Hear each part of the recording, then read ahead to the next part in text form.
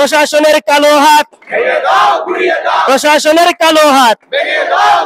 আমরা করোনার কারণে অলমোস্ট 1 বছর 1.5 বছরের মতো আমাদের পড়ালেখা পিছানো হয়েছে, মানে পিছিয়ে গেছি। তার উপর আমাদের শিক্ষকদের আন্দোলন প্লাস জুলাইয়ের আন্দোলনের কারণে আমরা পড়ালেখা অনেক পিছিয়ে গেছি। আমাদের সবাই চাই ক্লাসরুমে ফিরে যেতে, আমাদের কারো মানে পড়ালেখা দেরি হোক বা আমাদের বের হতে দেরি হোক, এটা আমরা চাই না। বাট আমাদেরকে যে ক্লাসরুমে ফিরিয়ে নেওয়ার জন্য আমরা প্রশাসনের কোনো ধরনের কোনো পদক্ষেপ দেখতেছি না। তারা একবার আমাদেরকে বলছে যে তারা 3 তারিখে একাডেমিক কাউন্সিল গঠন করে একটা সিদ্ধান্ত নিবে, বাট পরবর্তীতে তারা ওই তারিখ পরিবর্তন করে সেটা 9 তারিখে নিয়ে যায়। এখন আবার আমরা শুনতেছি তারা 9 তারিখ থেকে পরিবর্তন করে 12 তারিখে একাডেমিক কাউন্সিল গঠন করার একটা সিদ্ধান্ত নিছে। তো আমরা প্রশাসনের কাছে অনুরোধ করব যে তারা যাতে দ্রুত থেকে দ্রুত সম্ভব প্রশাসনিক কাউন্সিল গঠন করে একটা সিদ্ধান্ত নিয়ে আমাদেরকে আমাদের ডিগ্রি দিয়ে ক্লাসরুমের মধ্যে ফিরিয়ে নিয়ে যায়। দীর্ঘ 2 মাস ক্লাস পরীক্ষা বর্জন করেছি, কিন্তু আমরা গত 29শে সেপ্টেম্বর স্মারকলিপি জমা দিয়েছিলাম। এর পরবর্তীতে আমরা নিয়মিত ক্লাস এবং পরীক্ষা অংশগ্রহণ করেছি এবং গিয়ে যখন দেখেছি প্রশাসন দৃশ্যমান কোনো পদক্ষেপ নিতে উদ্বুদ্ধ হয়নি, তখন আমরা বাধ্য হয়েছি ক্লাস পরীক্ষা বর্জন করতে। কিন্তু দীর্ঘ 2 মাস অতিবাহিত হয়ে যাওয়ার পরেও প্রশাসন আমাদেরকে ক্লাস পরীক্ষা নেওয়ার জন্য সুষ্ঠু কোনো যৌক্তিক সমাধান, দৃশ্যমান সমাধান নেয়নি। এতটাই পরিতাপের বিষয় যে কি আজকে তীব্র গরমে বিশ্ববিদ্যালয়ের 15 থেকে 19তম আবর্তনের শিক্ষার্থীদেরকে আজকে অনশন কর্মসূচিতে বসতে হয়েছে। আমি হলপ করে বলতে চাই, এতদিন আমাদের বিভাগ আমাদের সাথে যেটা করেছে সেটা স্রেফ প্রতারণা করেছে। আমাদের বিভাগ, আমাদের ইঞ্জিনিয়ারিং ফ্যাকাল্টির বিভাগ হওয়া সত্ত্বেও বিভাগ আমাদেরকে বিএসসি অনার্স ডিগ্রি প্রদান করে।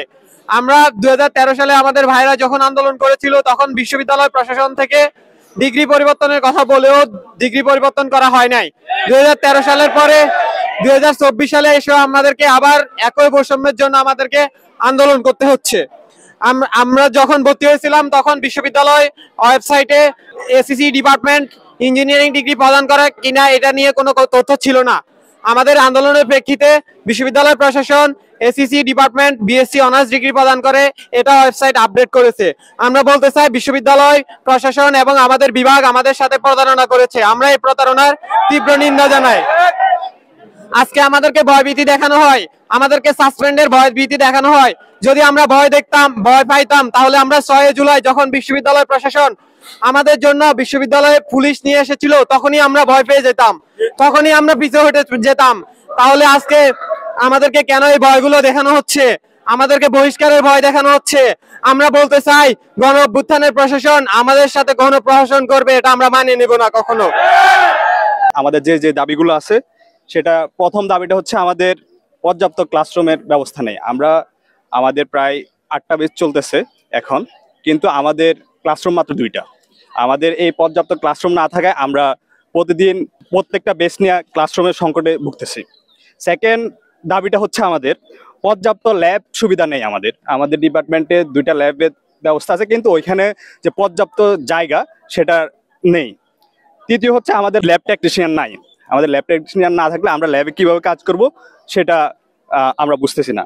এরপরে আমাদের নাজমুস সাকিব খানের বিরুদ্ধে যে আমাদের 21 দফা দাবি ছিল, সে ব্যাপারে আমাদের কোনো পার্শ্ববর্তী প্রশাসন থেকে এখনো কোনো পদক্ষেপ আমরা দেখি নাই। আমাদেরকে বলা হয়েছিল যে ফ্যাক্ট ফাইন্ডিং কমিটি করা হয়েছে, কিন্তু ফ্যাক্ট ফাইন্ডিং কমিটির যেই রেজাল্ট সেটা আমাদেরকে এখনো জানানো হয় নাই।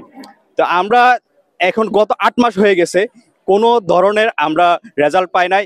আমরা অতি সত্বর ওনার বিরুদ্ধে যে অভিযোগ আনা হয়েছে সে অভিযোগের প্রেক্ষিতে ওনার বিরুদ্ধে কি শাস্তি, কি পদক্ষেপ নেওয়া হচ্ছে তা প্রশাসন আমাদেরকে জানাক। আমরা চাই অতি সত্বর সে ব্যাপারে প্রশাসন পদক্ষেপ নিক।